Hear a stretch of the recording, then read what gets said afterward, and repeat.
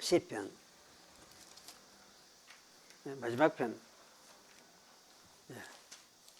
마지막 편, 시편 150편 읽겠습니다.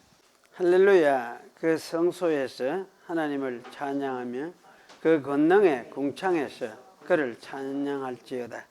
그의 능하신 행동을 인하여 찬양하며 그의 지극히 광대하심을 조차 찬양할지어다. 나팔 소리로 찬양하며 비파의 수금으로 찬양할지어다. 소고치며 춤추어 찬양하며 현악과 퉁소로 찬양할지어다. 큰 소리 나는 재금으로 찬양하며 높은 소리 나는 재금으로 찬양할지어다. 호흡이 있는 자마다 여호와를 찬양할지어다. 할렐루야.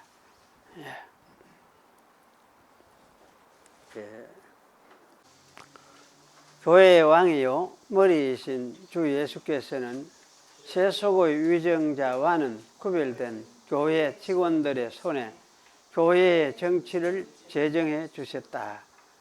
이 직원들에게는 천국의 열쇠가 맡겨져 있다. 이 열쇠의 힘에 의하여 그들은 말씀과 권징을 사용하여 죄를 보류시키기도 하고 용서하기도 하며 회개치 않는 자에게는 천국 문을 닫기도 하고 회개하는 죄인에게는 복음을 전해주고 때에 따라 권징을 사면해 줌으로써 천국 문을 열어주는 권세를 가지고 있다. 교회의 권징이 필요한 것은 범죄한 형제들을 교정하고 잃어버리지 않기 위함이요 다른 사람들이 그 같은 범죄를 범하지 않도록 막기 위함이요 전체 덩어리를 오염시킬지도 모르는 누룩을 깨끗이 제거하기 위함이요 그리스도의 명예와 복음에 대한 거룩한 고백을 옹호하기 위함이요 하나님의 진노를 미연에 막기 위함이다. 그런데 그리스도의 언약과 그 언약의 인치심을 악명높고 완악한 범죄자들에 의하여 더럽혀지는 것을 신자들이 묵인하는 경우 하나님의 진노가 교회에 당연히 임하게 되는 것이다. 이러한 목적들을 보다 효과적으로 달성하기 위하여 교회의 직원들은 당사자의 범죄와 과실의 성격에 따라서 권계, 일시적인 수찬 정지, 그리고 교회에서 제명을 행할 수가 있다. 이 교회가 이제 징계하는, 징계도 하나의 징계하는 건데 교육이죠. 교육을 이제 권면하고 징계한다 이런 뜻으로서 요약을 해서 이제 권징 이렇게 이제 말씀을 했습니다. 했는데 그 이제 교회가 어떤 질서를 가지는 건 필요하죠. 이게 가지고 안 가지고 하는 것이 무슨 죄다 아니다 이런 차원에서라기보다는 일단 질서를 잘 이렇게 유지되어 가기 위해서는 질서가 사실 필요하죠. 그래서 이제 이 질서를 세우고 질서를 따라서 어떤 일이 진행되고 이제 이렇게 하기 위해서 사실은 이 교회에 이제 이 질서를 주었는데 그래 우리 이제 개혁교회 그 신앙에서는 이걸 교회 정치라 하지 않고 우리는 뭐라 했습니까? 질서, 교회 질서 이래 했어요. 교회 질서란 말하고 교회 정치라는 말하고는 좀 다르죠. 정치는 그러면 이제 룰 하나의 제도죠. 제도로 형태를 만들어 놓고 법을 만들어 놓고 이제 그 잘 운영해 그걸 따라서 운영해 가는 이제 이런 측면에서 사실 정치라 할 수도 있는데 그 우리 개혁교회는 정치라 하지를 않고 이걸 이제 그냥 질서, 교회 질서 이렇게 이야기를 했었습니다. 그래서 그 질서라 하는 의미는 이게 어떤 법적인 식의 그런 것이 아니고 이제 하나의 교회 유익을 위해서 만들어져 있는 하나의 그 뭐라 할까 순서라 할까 그걸 따라서 교회의 유익을 위해서 만들어 놓은 그런 어떤 가이드이기 때문에 그걸 법으로서 생각을 하지 않겠다는 차원에서 이제 우리 교회 질서 이렇게 이야기를 해줬습니다. 했는데, 근데 중요한 거는 이게 이제 교회 직원들에게 천국의 열쇠가 맡겨져 있다 이렇게 하는 말씀이죠. 그래서 이게 이제 어떤 것이 맡겨져 있느냐 하는 구체적인 설명을 이 열쇠의 힘에 의하여 그들은 말씀과 권징을 사용하여 죄를 보류시키기도 하고 용서하기도 하고 회개치 않는 자에게는 천국 문을 닫기도 하고 회개하는 죄인들에게는 복음을 전해주고 때에 따라 권징을 사면해 줌으로써 천국 문을 열어주는 권세를 가지고 있다. 요래 해놨는데 이 항은 천국 문의 열쇠가 마치 죄 문제와 관계돼서만 이야기를 하는 것 같은 느낌이 들어요. 전부 다 이제 그 죄와 실수와 이 문제에 대해서 이제 다루고 있으니까 사실은 마태복음 16장 19절에 말하는 이 천국 열쇠는 복음을 선포하고 전하든지 안 그러면 전하지 않든지에 대한 권세를 이야기를 하거든요.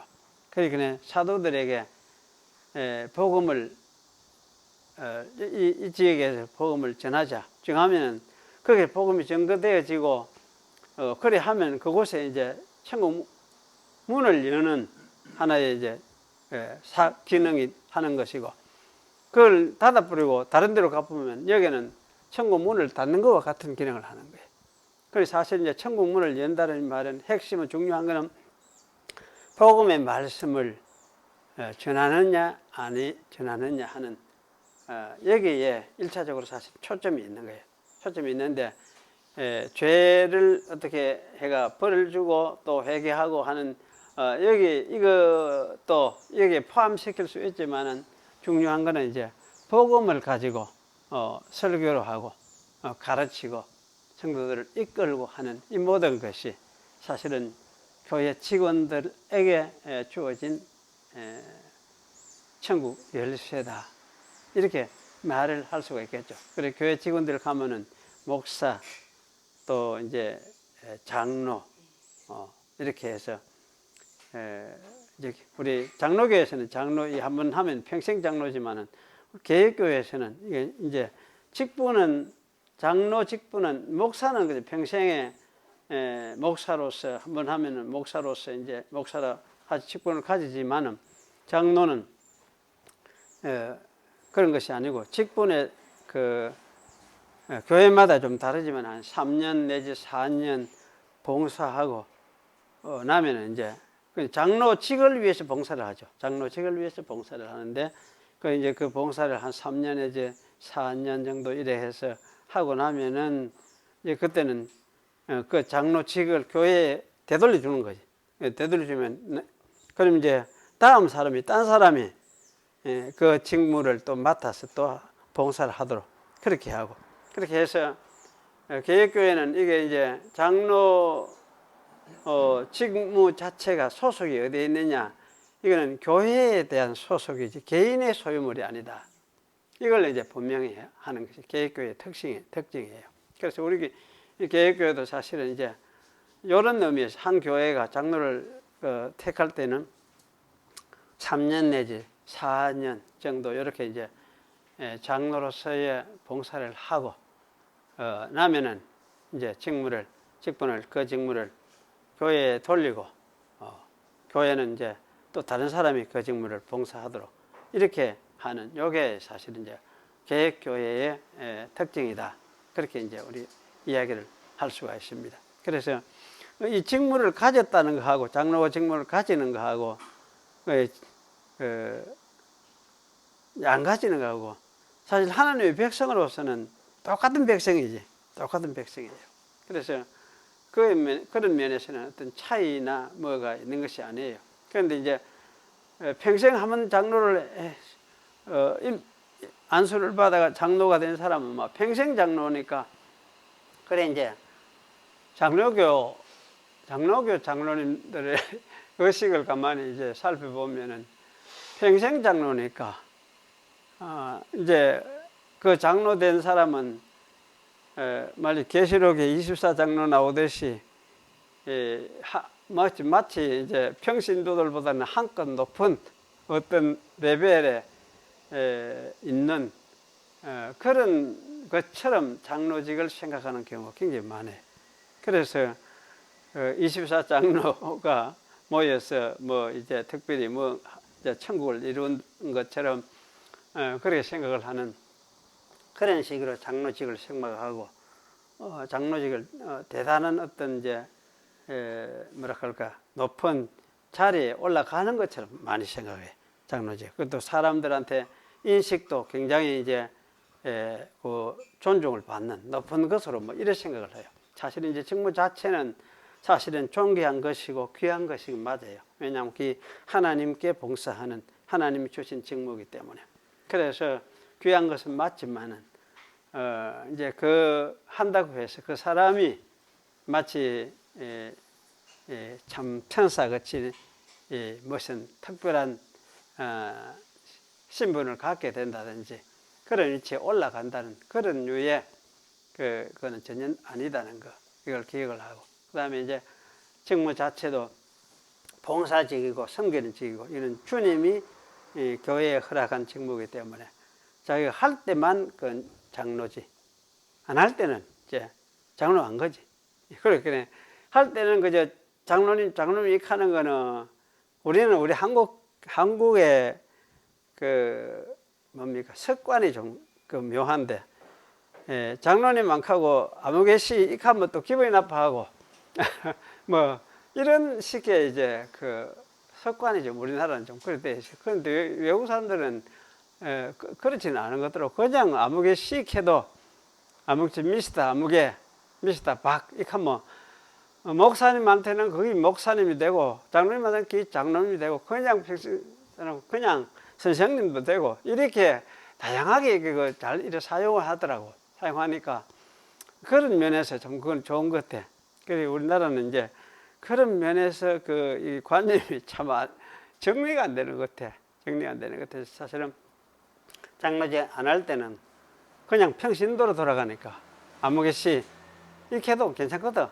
그렇게 하고, 그러면서 이제 우리가 자연스럽게 교회 생활이 되어져야 되는데, 한국에 유독하게 이 한국에는 이런 정서가 잘 되질 않아요. 안 돼 있고 아주 계급 위계적인 질서, 이런 정서가 너무나 꽉 짜져 있어가지고 이게 좀 깨져야 되는데 참 어려운 것 같아요. 이런 면에서. 그래, 우리 한번 이런 정도로 이런 부분을 좀 생각을 하시면 좋겠습니다. 이제 성경 계시록 오늘 20장 읽겠습니다.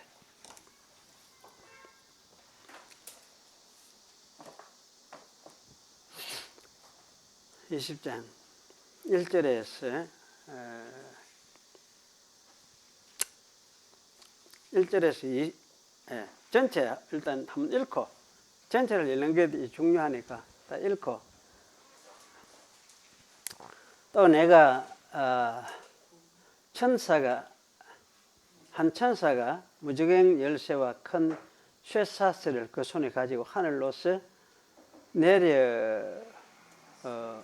와서 용을 잡으니 곧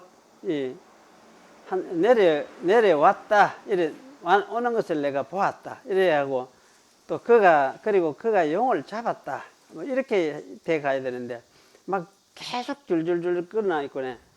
이게 참 어려운 점이 있습니다.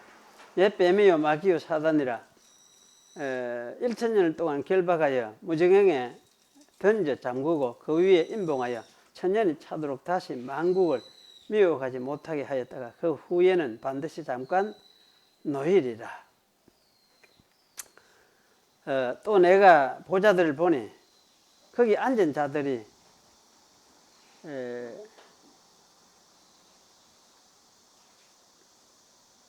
거기 앉은 자들이 있어 심판하는 권세를 받았더라. 또 내가 보니 예수의 증거와 하나님의 말씀을 인하여 목배임을 받은 자의 영혼들과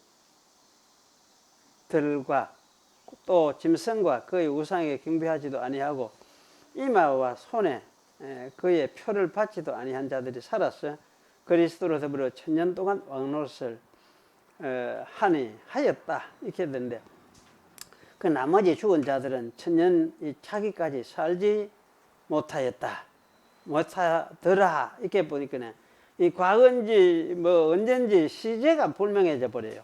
이는 첫째 부활이라. 이 첫째 부활에 참여하는 자들은 복이 있고 거룩하도다. 둘째 사망이 그들을 다스리는 권세가 없고 도리어 그들이 하나님과 그리스도의 제사장들이 될 것이고 천년 동안 그리스도로 더불어 왕노릇 할 것이다. 여기는 이제 미래형입니다. 천년이 참에 사단이 그 옥에서 놓여 나와서 땅의 사방 백성 곧 곡과 마곡을 미혹하고 모아 싸움을 붙이리니 그 수가 바다 모래 같으리라.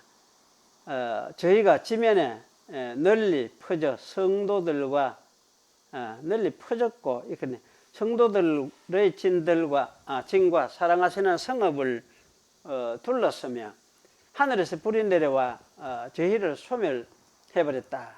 또 저희를 미혹하는 마귀가 불과 유황못에 던지오니 거기는 그 짐승과 거짓 선지자들도 있어 세세토록 밤낮 괴로움을 받을 것이다. 얘는 받을 것이다. 이렇게 하고, 또 내가 크고 흰 보좌와 그 위에 앉으신 자를 보니 땅과 하늘이 그 앞에서 피하여 간 데 없더라. 또 내가 보니 죽은 자들이 물은 대소하고 그 보좌 앞에 섰는데 책들이 펴져 있고 또 다른 책이 펴졌으니 곧 생명책이라.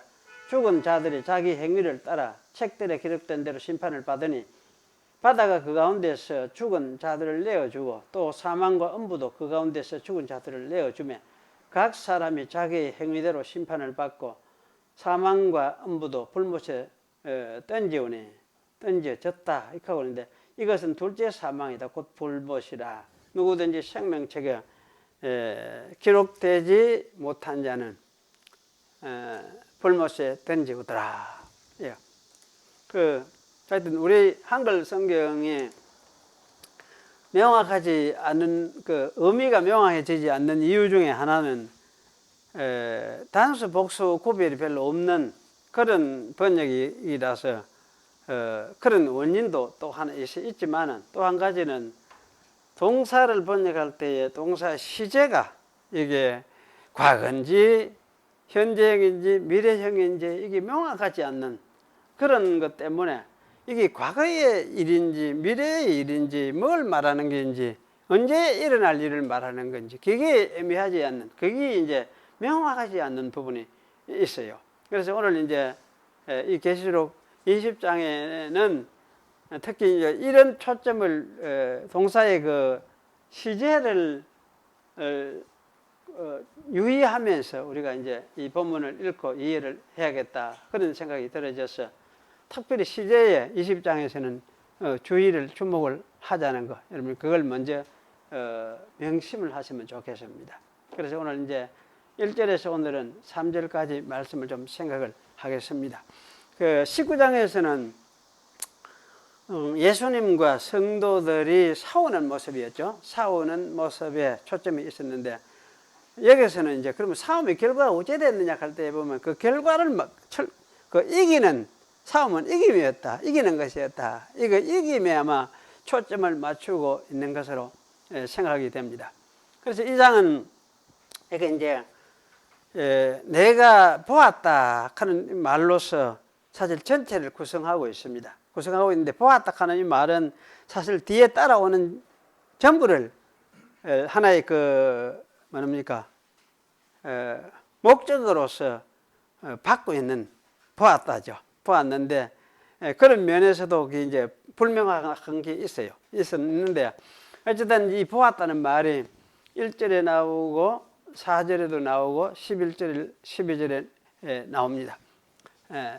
그리고 이제 크고 흰 보좌 심판에서는 두 번이 이 말이 나오죠. 그 11절, 12절이 사실은 그 크고 신보자 심판하는 것인데 11절에서 끝까지가 이제 신보자 심판이죠.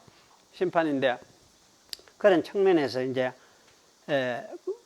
심판을 말하면서 11절에 한 번, 12절에 또 한 번 이렇게 나오는 것입니다. 그래서 아마 이거는 11절 사건도 놀라운 일이고 12절 사건도 놀라운 일이다. 이걸 아마 말하려고 이런 그 두 번을 이야기를 하는 거다. 그런 생각이 들어집니다. 그리고 이제 4절에서 6절 사건하고 7절에서 10절 사건 사이에는 내가 보았다 하는 말이 있을 법도 한데 거기 또 그 말이 또 없는 것 같아요. 그래서 없는데 그러면 없기 때문에 뭐 같은 사건이냐 이런 생각을 할 수도 있는데 전혀 같은 사건은 아니다 하는 생각이 들어지고 그래서 왜냐하면 앞에 이제 4절에서 6절은 천년 동안에 그 어떤 성도들이 왕도를 할 것을 이야기를 하는데 7절에서 10절 이야기는 천년이 끝난 후에 사단과 그 세력들이 분쇄가 되는 이런 것을 이야기를 하고 있습니다. 그래서 이거는 아마 또 전혀 다른 성격의 것을 말해주고 있는데 하여튼 사건 시간적인 측면에서 보면 좀 연속적인 것이기는 하죠. 또 하나 우리가 여기 이제 고려해 볼 사안은 제가 이제 아까 서두에부터 이야기했는데 이 장에서 사용되어 있는 이 동사의 시제입니다. 시인데 여기에 이제 시제라 하면 이 동사가 어떤 시간을 사용하고 있느냐, 이 동사가 여기 쓰이면서 어떤 시간, 현재를 사용하고 있느냐, 과거를 사용하고 있느냐, 미래를 사용하고 있느냐, 또는 말하자면 과거를 사용해도 과거에서 진행되는 그런 과거 진행 상태를 사용하고 있느냐, 뭐 이런 걸 이야기를 할 수 있겠죠. 그런데 여기에서 오늘은 하여튼 과거, 그 이제 단순 과거, 순수하게 그저 과거 사건 한번 딱 과거 사건을 가리키는 이거를 이제 단순 과거 하기도 하고, 이거는 좀 과거하고는 좀 특징이 좀 다르다 해가지고 아오리스타, 그냥 아오리스타 이렇게 부르자 이래가지고 아오리스타 이렇게 많이 불러요. 이걸 이제 단순 과거 이렇게만 우리 한글 번역을 하면 될 것 같아요. 그런데 이 단순 과거 형태로서 32번이 나와요. 32번이. 그러니까 짧은 절 속에 짧은 이 15절밖에 안 되는 이 성경 기록 속에 32번이나 이 아오리스타가 사용되고 있어요. 그리고 나머지 딴 거는 여기 이제 미래형 동사는 뭐 5번 정도, 현재 시제도 4번, 또 현재 분사도 역시 4번, 그래 부정사, 현재 부정사 또 1번, 그 다음에 완료 분사 3번, 아오리스타 부정사 2번, 또 여기 또 아오리스타 가정법이 또 나와요. 한 서너 번 나오고 있고. 그래서 이렇게 이제 나오고 있는데 하여튼 전체적으로 보면 지배적인 것이 뭐냐, 아오리스타 동사에. 그래서 이렇게 되어 있는데 이 어째 이런 일이 있느냐, 아오리스타 동사가 그 32번에 사용되었으니까 이게 어째서 이런 현상이 나타나고 있느냐. 그러니까 제가 이제 고신대 송영문 교수한테 며칠 전에 만났어요. 며칠 전에 만나가 계시록 20장에 아오리스타 동사가 30번이나 넘게 나오더라. 내가 대충 세다가 왔는데 30번이나 넘게 나오더라. 그 이유가 뭔지 한번 알아봤나? 내 몸을 보니까 목사님 또 연구할 거리를 또 주시네요. 이카도 그래 연구해보라고 그래 이야기를 하고 한번 기다려보자 하고 지금 있는데 어쨌든 이 32번이나 단순한 과거 사건으로서 이렇게 표현을 하고 있다는 것. 이게 참 흥미로운 사건 같아요. 그래서 여기 이제 이렇게 한 이유가 무엇일까? 이제 이렇게 우리가 일단 생각을 해볼 필요가 있는데, 일단 이 아오리스타의 특징을 여러분 이해를 할 필요 있습니다. 여기 이제 이걸 이 헬라어 문법 공부에서는 이게 초급 보통 기본 헬라어 일반에서는 잘 안 나오는 내용이에요. 그래 석사 과정 좀 들어가면 이런 공부를 하게 되는데, 이제 이 아우리스트의 특징은 선앱 사진 찍는 것과 같은 기능을 가지고 있다. 그렇게 이야기합니다. 그게 단순히 움직이는 그 동작을 순간적으로 찰칵, 스냅이라 그러는 찰칵 찍는 거 아닙니까? 어떤 동작 움직이는 걸 딱 잡는 게지거든. 그 순간에 잡아서 그걸 딱 찍는, 포착하는. 그래서 이제 그것을 사실 스냅 사진 생각하는데, 아우리스트는 바로 그런 스냅 사진 찍는 것과 같은 그런 기능을 가지고 있다. 그렇게 이야기를 해요. 그래서 이 아우리스트는 과거 시간에, 과거라고 말을 하지만은 과거 시간에만 꼭 매여 있지는 않다. 그래서 이 아우리스트는 과거 시제로 사용이 되었지만은 미래에 있을 일을 표현할 때도 사용하고, 때로는 현재에 있을 일을 표현할 때도 사용할 수가 있다. 이런 생각을 가지고 사람들은 그렇게 이야기를 합니다. 그러면서 또 한 가지는 뭔가 하면은, 여기 아우리스트 하는 게 그야말로 또 이제 좀 어려운 말인데, 여러분 이런 걸 이제 들어 두시는 게 좀 좋겠다 싶어요. 그래 직설법 아우리스트 하는 게, 직설법, 그 가정법 반대로 직설법. 직설법 그러면 직접 이야기하는 이걸 직설법이라고 하잖아요. 가정법 하는 거는 그 가정해서 후회될 것일지도 모른다. 이럴 때에 이제 그거는 가정해서 이렇게 표현을 하는데, 직설법 아우리스트 때는 이거는 과거 사건으로서, 과거 시제로서 이해를 해야 된다. 그래서 직설법 아우리스트하고 또 직설법 분사에서는 그냥 이거는 과거로서 취급해야 된다. 이렇게 또 이야기를 하고 있어요.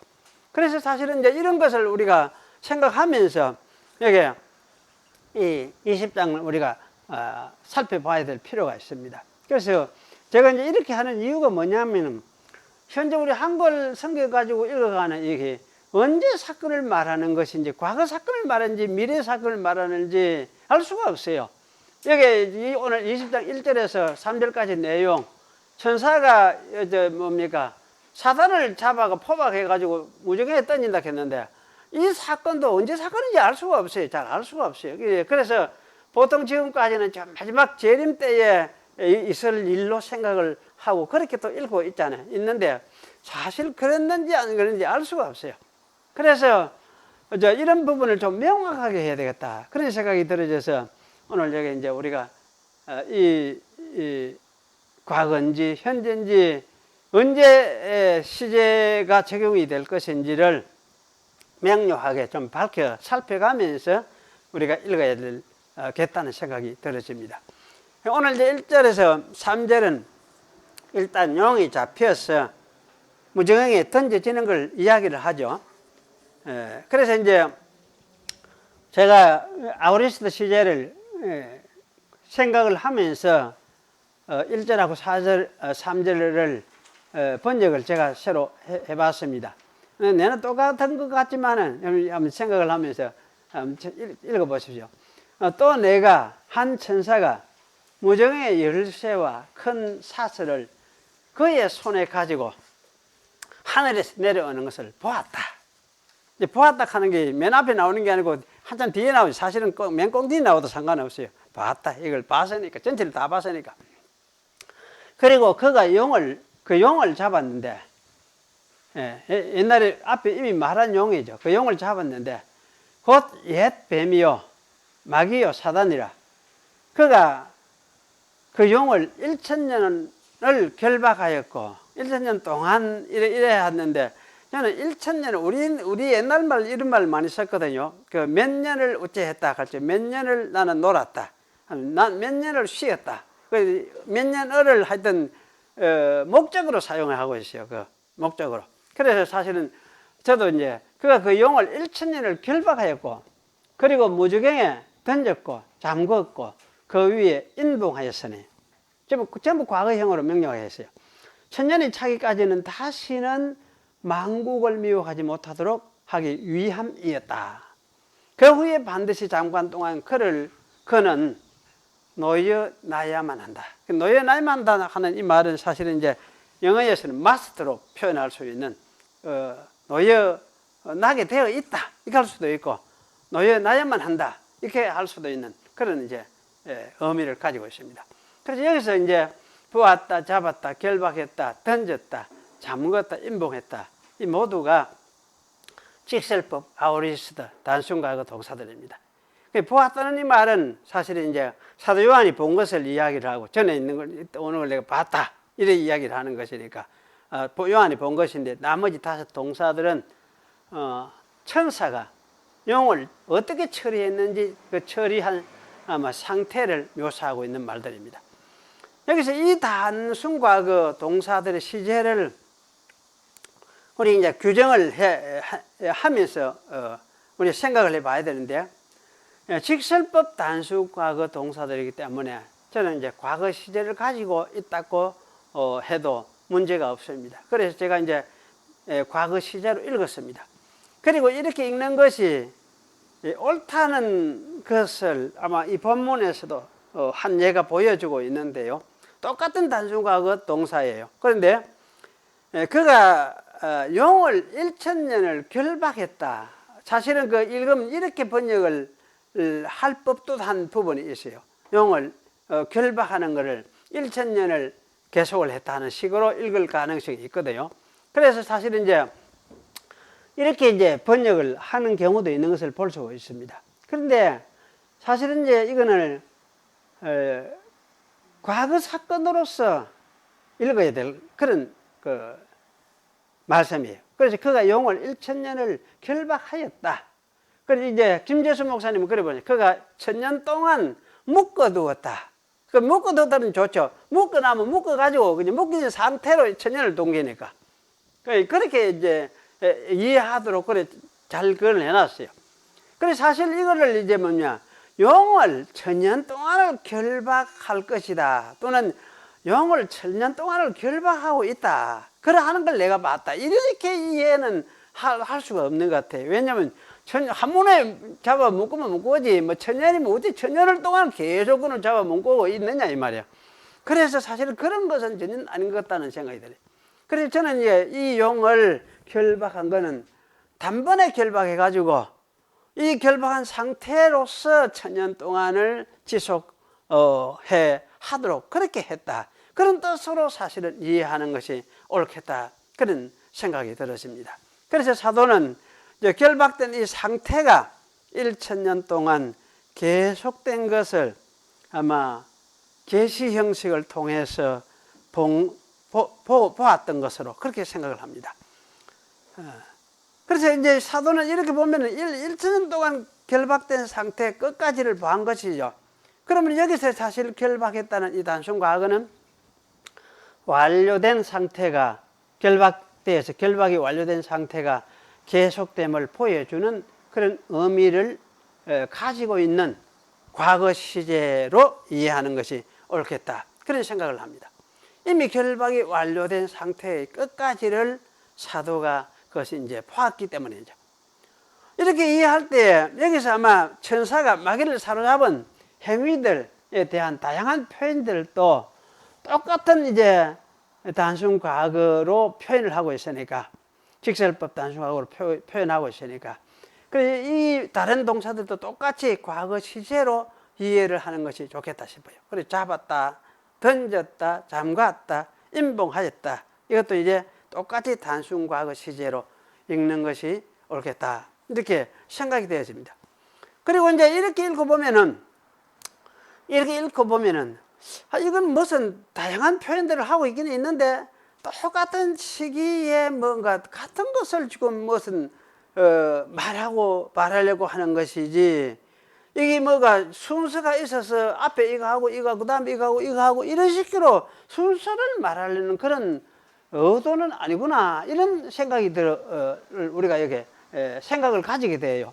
그래서 여기는 이제 이거는 아마 이런 표현을 통해서 목적은 얼마나 확실하게 이 용을 천사가 잡아가 처리를 했는가, 그 확실하게 처리를 어떻게 했는가, 그것을 보여주는 의도로서 이런 아우리스트를 사용을 하고 있다. 이런 생각이 들어집니다. 그렇기 때문에 이 동사들은 행동의 그 시간적인 어떤 순서를 말하는 그런 의도를 가진 것이 아니라고 말할 수 있습니다. 그래서 이런 용례의 의도는 일시에 그리고 단번에 이러한 단순 과거 동사들로서 그 특징을 표현하는 한 사건이 완료되었다는 것을 말하려고 하는 그런 데 목적이 있다는 생각이 듭니다. 그래서 천사가 용을 잡았고 결박했고 던졌고 그래서 잠갔고 인봉했다. 그리고 완전하게 이렇게 잡아서 결박을 했다.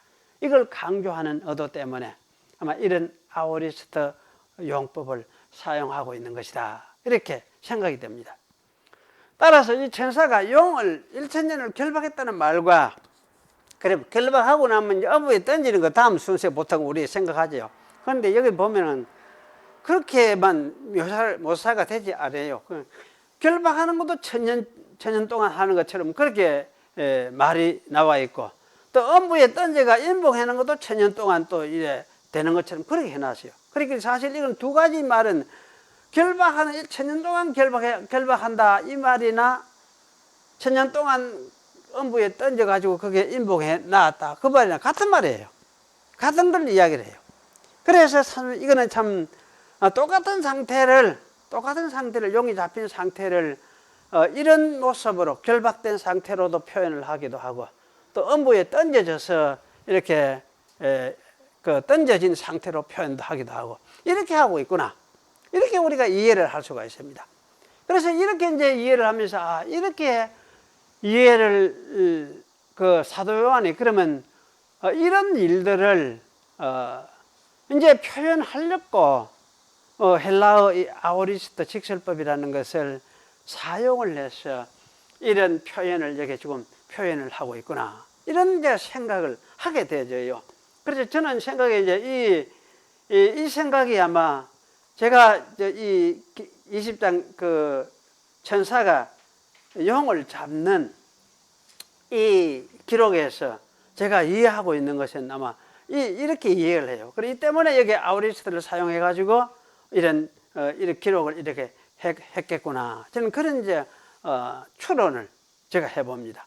그래서 아마 이제 이렇게 해보면은 이거는 한 가지 사건, 한 가지 천사가 용을 잡는 한 가지 사건을 가지고 그것을 아주 확실성을 말하기 위해서 이렇게 다양한 과거, 단순 과거 시제를 가지고 표현을 해가지고 이렇게 말하고 있구나, 용 잡은 거는 확실하구나.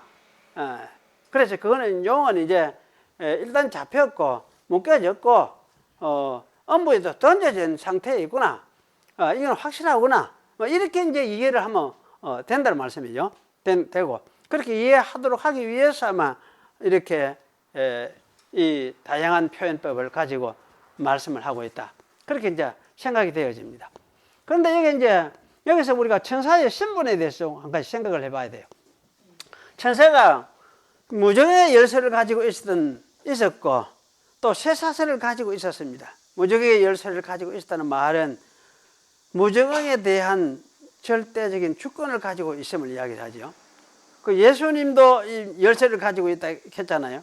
그래 사실은 다윗의 열쇠를 예수님은 가지고 있다. 다윗이 뭐 열쇠를 가지고 있다 말은 다윗의 나라를 주관하는 주권자다 이 말이나 똑같거든요. 그러면 그 이제 신약식으로 말하면 그것이 하나님 나라를 이야기를 하니까 하나님 나라를 주권자다 이 말이나 똑같은데, 여기 이제 사실은 똑같이 천사가 이렇게 이야기합니다. 천사는 음부에 대해서 절대적인 주재권을 가지고 있는 분이로구나, 이걸 보여주고 있어요. 그리고 큰 쇠사슬은 잡아서 묶기 위해서입니다. 그러면 이 천사는 9장 1, 2절에 나오는, 9장에 나오는, 여기 이제 9장에는 하늘에서 땅에 떨어진 별이 또 음부에 문지기 노릇하잖아요. 그러니까 이제, 근데 이거 같았냐? 전혀 같을 수가 없어요.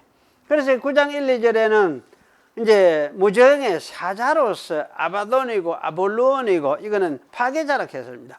그래서 파괴자를 이렇게 해서 열쇠를 가지고 있다 하지만은 다시 사실 따져보면 이거는 뭡니까? 무적행에서 그 문 열어주는 문지기 정도예요. 문지기 정도예요. 그런데 여기서는 그게 아니고 그 사단을 제압을 해가지고 체포하고 결박해가 사단을 조져버리는, 그래 무지 던져버리는 이런 이제 권세를 가진 분임을 이야기를 합니다. 그렇기 때문에 사실은 이 9장에 말하는 땅에 떨어진 별하고 여기 나오는 천사하고를 같은 인물로 이렇게 볼 수가 없는 거예요. 그럼 여기 나오는 이 천사가 음부의 주재권을 가지고 있다는 이 말은 것을 사실을 볼 때에 이 천사는 다윗의 열쇠를 가진 예수 그리스도를 상징하는 인물이 틀림이 없습니다.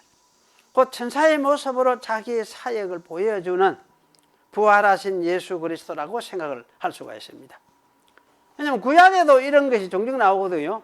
구약에도 천사가 많이 나오죠. 나오는데 그 중에서 어떤 천사는 여호와 자신과 같은 분이에요. 여호와가 자신과 똑같은 분이 나타나서 여호와로서 자기 여호와의 말을 해요. 여호와로서 말하고 여호와로서 예배도 받고 절도하면 절도 받고 이러면서 섬김을 받고 이렇게 하는 분이 구약에도 많이 나와요. 그래서 이제 그걸 볼 때 구약에도 여호와 자신이 천사의 모습으로 나타났구나 하는 걸 많이 우리가 찾아볼 수가 있는데 여기서 나타난 신약 오늘 계시록 20장에 나타난 이 천사도 여호와이신 그리 예수님, 부활하신 예수님 자신이 나타나신 분이로구나, 아마 이렇게 이해를 하는 것이 옳겠다, 그렇게 생각이 들립니다. 그렇다면 예수 그리스도가 언제 음부와 이 사단을 묶는 일을 하셨을까? 이제 언제 하셨는가, 이게 참 사실은 중요하죠. 그리고 이게 이제 여기 오늘 계시록에도 그 성경에 보면 이렇게 흔적이 있어요. 계시록 1장 18절에 의하면은 예수님의 부활이라고 말을 할 수가 있습니다. 부활로서 사단을 묶었다, 그렇게 말을 할 수 있어요. 그리고 여기 1장 18절에 내가 전에 죽었었노라 볼지어다 이제 세세토록 살아 있어서 사망과 음부의 열쇠를 가졌다, 이렇게 말씀을 하고 있어요. 이 말씀은 죽었다가 살아난 후에 이런 권세를 가졌다 하는 것을 암시를 해주고 있어요. 영원토록 살아있으면서 사망과 음부의 권세를 가지고 있다라고 이렇게 이 말을 하는 것은 부활로서 이런 권세를 가지게 되었음을 암시해주고 있습니다. 그래서 사실 이거는 이 권세를 예수님이 하늘과 땅의 모든 권세를 내게 주시시니 이렇게 말씀하실 때도 이거는 뭡니까? 부활 성천에 올라가시기 전입니까? 후입니까? 전이죠. 올라가시기 전 아닙니까? 그죠? 올라가시는 후에는 이런 말을 안 했죠. 그러니까 사실은 그러면 언제 이 권세를 가졌냐 하면 부활로서, 사실은 부활 사건으로서 하늘과 땅의 권세를 예수님은 가지게 된 것 같아요. 그래서 사실은 이제 이런 것을 여기 보여주고 있는데, 그래 예수님의 부활 자체가 그 부활로서 사망과 음부는 이제 그에게 전혀 영향을 끼칠 수 없는 상태가 되었을 뿐만 아니라 그로 하여금 사망과 음부 자체를 그야말로 이제 주재할 수 있는 권세를 가지고 통치하도록 만들었다, 그렇게 이야기를 할 수 있어요. 그러면 그렇게 한 사건이 무엇이냐 할 때 예수님의 부활 사건 같아요. 부활 사건 같아요. 그 부활 사건으로서 이제 음부까지도 사망까지도 예수님이 다 지배하고 통치하는 그런 권세를 아버지가 아들에게 부활 사건으로 주기로 그렇게 약속한 것 같아요. 그래서 이걸 저는 이제 창세전에 이게 의논할 때 하나님 아들과 아버지하고 아들하고 같이 의논할 때에 구속 언약을 이락하죠. 이걸 의논할 때에 이런 언어를 같이 한 것 같다. 그 네가 부활하고 나면은 네가 사망과 음부를 통치하는 권세를까지도 네가 다 가지고 이제 통지를 해라. 그래, 내 대신 그렇게 다 해라. 이렇게 이야기를 다 했던 것 같아요. 이게 이제 구속 언약 속에 포함되는 것 같아요. 그래서 이렇게 이제 부활로 인해서 사망과 마귀가 그리스도 예수의 처분에 완전하게 복종하게 될 것을 아버지는 아들에게 말씀해 주셨고, 아들은 이제 그 말씀 약속을 따라서 세상에 오셔서 죽으시고 부활하심으로써 그 말씀이 온전하게 이루어지도록 하셨습니다. 하지만 이 마귀를 복종시키는 일은 사실 이렇게 오셔서 사실 이제 지상 생활할 때도 부터 시작하신 것 같아요. 마귀 쫓아내고 그래 했잖아요. 치료하고 쫓아내고. 그래서 아마 이 지상에서 활동할 동안에 행하신 그 이제 마귀 쫓아내고 귀신 쫓아내고 하는 거는 궁극적으로는 어디에서 부활을 통해서 지금 이제 하실 게거든. 완전하게 하실 게거든. 그래서 그것을 미리 아마 보여주는 그런 차원에서 성령을 의지하고 그 일을 예수님은 하신 것 같아요. 그리고 이제 예수님은 이러한 자기의 권세를 누구에게 주셨나? 사도들에게도 주셨습니다. 그래서 사도들은 복음의 말씀으로 음부의 권세고 사단을 결박하는 일을 시작을 하게 되었습니다. 복음으로서 그래 했죠. 이렇게 시작하여서 나오게 된 결과물이 교회다, 그 말씀이죠. 그래서 교회의 시작은 마귀가 음부에 갇혔음을 의미하는 거예요. 교회가 출발했다는 것은 마귀가 음부에 갇혔다, 이걸 보여주는 거예요. 그래서 이런 모습들은 어찌됐든 마귀가 잡혀서 결박되어 그럼 천년 동안 음부에 갇힌 것을 보여주는 것이다, 그런 생각이 들어요. 그래서 그렇다면 이 음부에 이렇게 잡아서 이렇게 결박하는 이거는 뭐냐? 초림 때 부활 사건을 통해서 이루어진 것을 이야기를 한다. 그럼 이 계시록 20장에는 이렇게 이해를 하면 미래의 재림 때 이렇게 이해하면 안 되겠죠? 이미 초림하셔서 부활로서 이런 일을 하셨구나, 이렇게 우리가 이제 이해를 해야 돼요. 그래서 단순 과거가 여기 사용이 된 것이다, 그렇게 이제 우리가 읽을 수 있습니다. 그러면 한 가지 질문이 있어요. 그 예수님의 부활로서 사단이 잡혀가지고 무저경에 던져졌다 하면은 왜 이 세상에 사단의 활동이 있는가? 이런 질문에 우리가 이제 답을 알기 위해서는 사탄이 여기에 잡혀서 결박되고 무저경에 던졌다는 것이 무엇을 뜻하는지를 이해를 해봐야 되겠습니다. 마태복음 12장 28절에 32절을 문맥적으로 잘 살펴볼 필요가 있는데요. 여기서 보면은 강한 자를 먼저 결박해야 그 집을 넉탈할 수 있다, 예수님은 그런 말씀을 하셨어요. 그 귀신을 쫓아내고 나서요.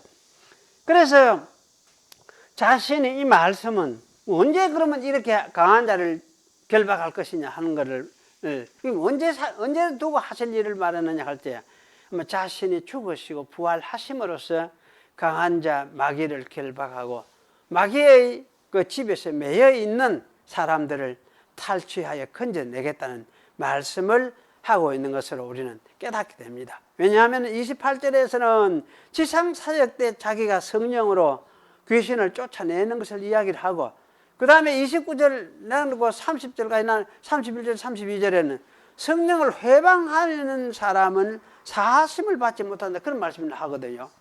그러면 성령을 회방하는 사람은 언제 성령을 회방하는 사람이냐 할 때는 이거는 뭘 이야기하느냐면 예수님이 자기가 부활 성천해가지고 보내시는 성령을 염두에 두고 하는 말씀이에요. 그렇게 보내시는 성령을 염두에 두고 성령을 회방하는 사람은 이제 사하심을 못한다. 왜냐? 복음을 거절하는 사람이기 때문에, 예수님 자기 통치를 거절하는 사람이기 때문에. 그래서 이제 이런 하나님 나라에 들어올 수 없다, 이런 말씀을 하시는 거거든요. 그러면 앞에 이제 이 뒤에 거는 예수님의 부활 성천 후에 성령을 보내실 때 후에 이야기를 하고, 앞에 있는 말씀 29절은 지상 사역 때 이야기를 하고, 그 사이에 뭡니까? 30절 31절이 있으면서 내가 강한 자를 결박하겠다, 이 이야기를 하니까 이 강한 자 결박은 언제 일어났겠습니까? 죽으시고 부활하심으로써 강한 자를 결박한 거예요. 그 사건을 이야기를 하고 있는 거예요. 그러니까 이 마태복음 12장 28절 32절에도 잘 읽어볼 필요가 있는 거는 이런 의미들을 우리 파악을 할 필요가 있는 거예요.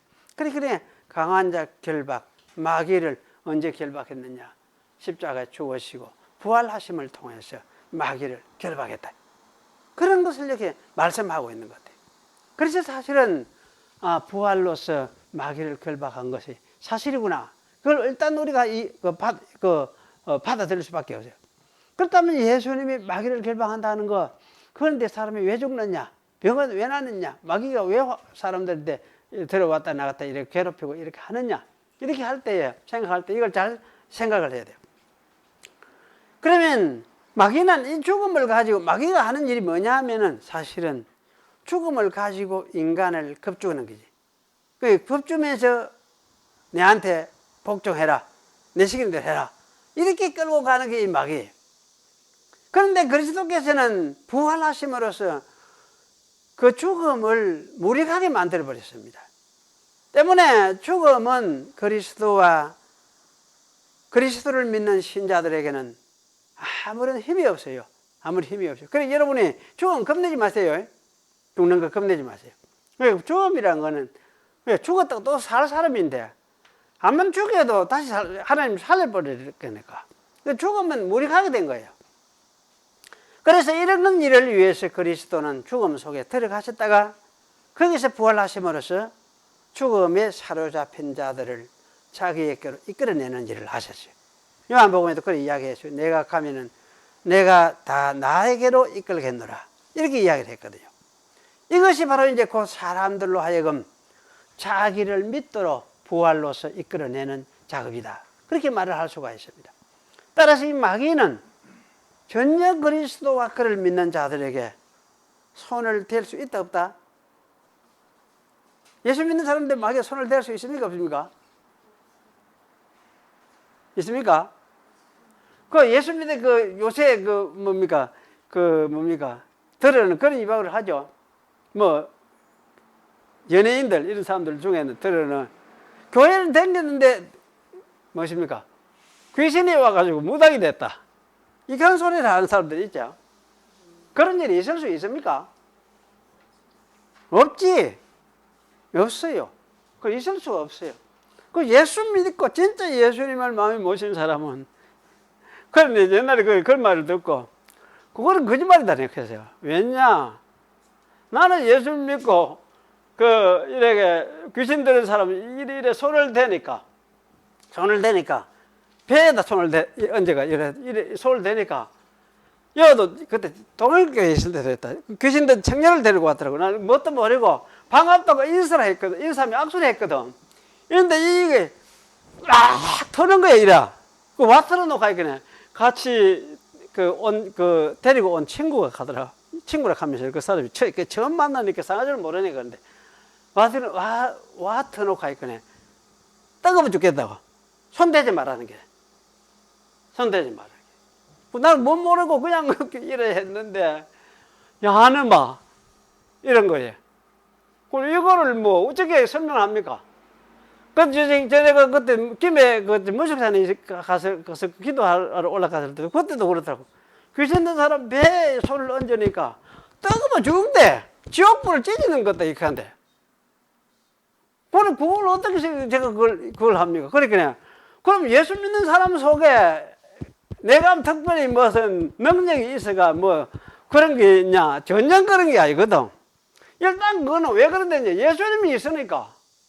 하여튼 귀신이 뜨거워해요.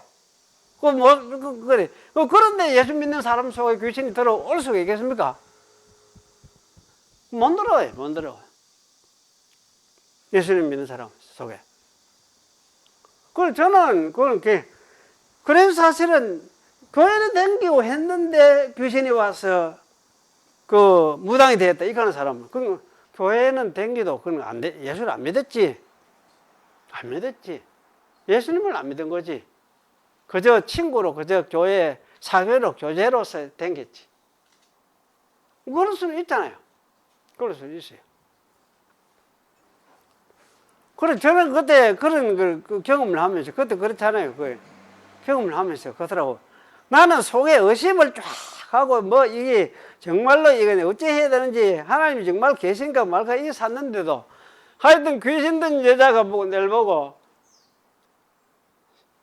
이래 눈치만 씩 보듯이 이래 봐도 어이구 이 사람 속에는 예수님이 가득하네 이렇게 보더라고. 그러니까 할 말이 없잖아. 할 말이 없어요.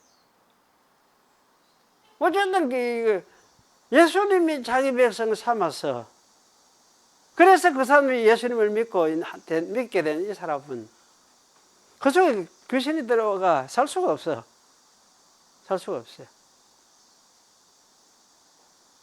그러니 사실은 예수 믿는 사람한테는 귀신이 손을 댈 수가 없어요. 마귀가 손을 댈 수가 없어요. 그러면 그 마귀는 어디서 활동을 하겠습니까? 예수 안 믿는 사람들만 활동하지. 안 믿는 사람들 속에서만 활동해요.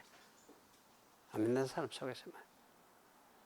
그러니까 자기 세계가 완전히 이제 믿는 자의 세계는 그러면 어떻습니까? 그거는 천국이고 하나님의 그 능력이, 권능이, 성령의 능력이 활동하는 것이고 지배하는 것이고, 그거는 들어올 수가 없는 거지. 그 귀신의 활동의 영역은 어디냐? 불신자들에게만, 자기에게 속한 사람, 예수를 모르고 대적하는 자기에게 속한 사람들, 그들을 미혹해서 그들 속에서 활동을 할 수밖에 없는 것이지. 그리고 이것을 두고 여기 이제 귀신을 잡아서 엄부에 던졌다, 이렇게 이야기해요. 엄부라는 것은 저자 지옥의 이야기를 하는 것이 아니고, 사실은 뭐 지옥도 엄부에 되긴 되겠지.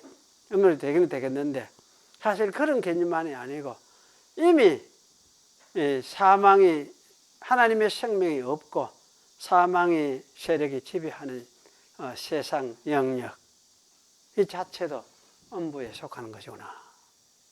엄부에 속하는 거죠. 그러니까 불신자들이 지배하는 세상, 그 세상, 거기에는 엄부다. 그 속에 엄부다. 그게 지옥과는 마찬가지다. 흔히 우리가 하죠. 저런 곳이 참 지옥 같구나, 이런 이야기를 하잖아요. 그게 엄부예요. 엄부. 거기에 귀신들이 활동해요. 거기에 매여 있어. 그 안에는 바운드리 있지. 하나님 나라 속에는 들어와서 활동하지 못하는.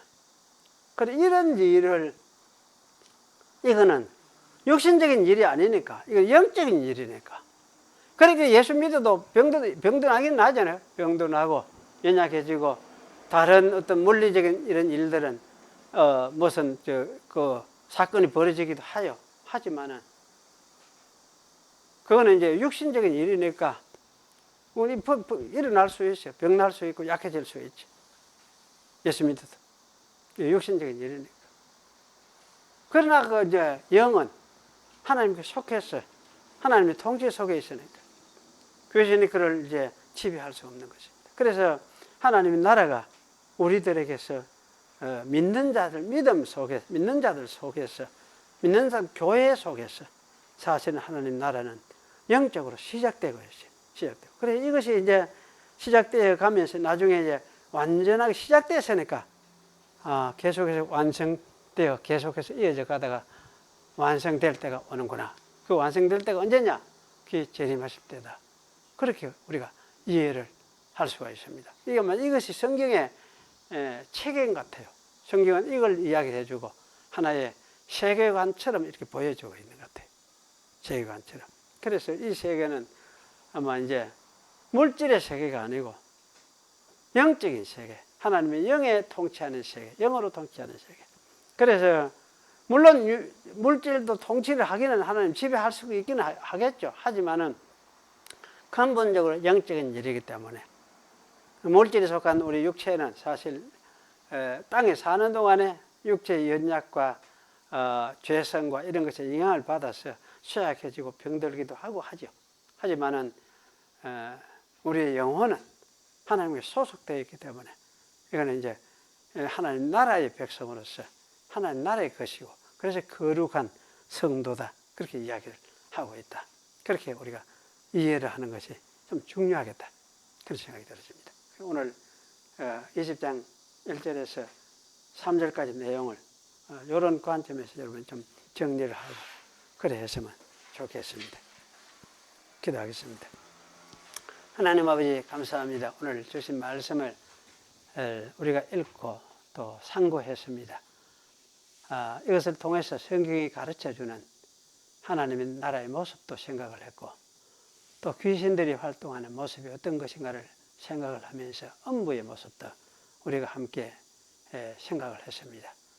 감사하게 저희를 불러주셔서 하나님 나라 백성으로서 살도록 우리를 불러주신 줄을 아오니 저희들 하여금 예수 그리스도를 믿고 또 예수 안에서 하나님 나라 백성으로서 하나님을 모시고 또 주 예수님을 모시고 살다가 주님 부르신 그때 또 우리 육신을 버리고 주님께로 돌아가고 그리고는 주의 재림 때에 또 영광스럽게 다시 주 앞에 서게 될 것을 아오니 주님 오셔서 이런 신앙이 우리의 삶에 힘이 되고 위로가 되고 원동력이 되도록 도와주시옵소서. 예수님의 이름으로 기도하옵나이다. 아멘.